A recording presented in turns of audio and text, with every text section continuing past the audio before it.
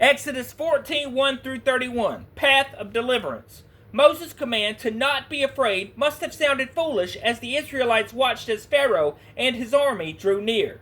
Yet the Lord promised to provide salvation by accomplishing a deed so vast, so incredible, and so unheard of that only God could do it. The people stood on the brink of the Red Sea, unable to cross. With the sound of 600 chariots barreling down upon them, at best they would be hauled off to return to slavery in Egypt, where they would be forced to work even harder than before. At worst, they would be killed for their insurrection. The hardness of Pharaoh's heart proved that the latter was the more likely outcome. God promised, however, that he would provide a way of escape. The people must simply trust in him.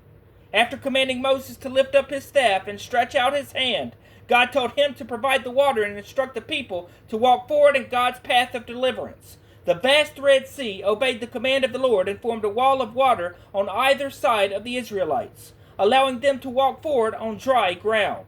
After safely arriving on the other bank, the nation of God turned around to watch the waters consume the army of Pharaoh. These types of scenes are all too common for the people of God. Their sin places them in situations where, unless God acts and delivers them, they will be crushed and consumed. The angelic announcement on the night of Jesus' birth demonstrated that he had come to deliver his people. "Do not be afraid," the angel said to the shepherds. "I bring you good news that will cause great joy for all the people." This good news follows a similar blueprint as God's deliverance of his people at the Red Sea. Jesus' work provides a singular way of deliverance.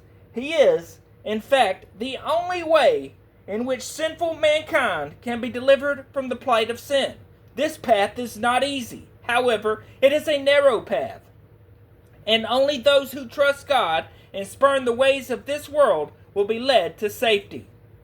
Like Israel, the church today must trust that God will deliver his people, but only through the path that he has made in Christ.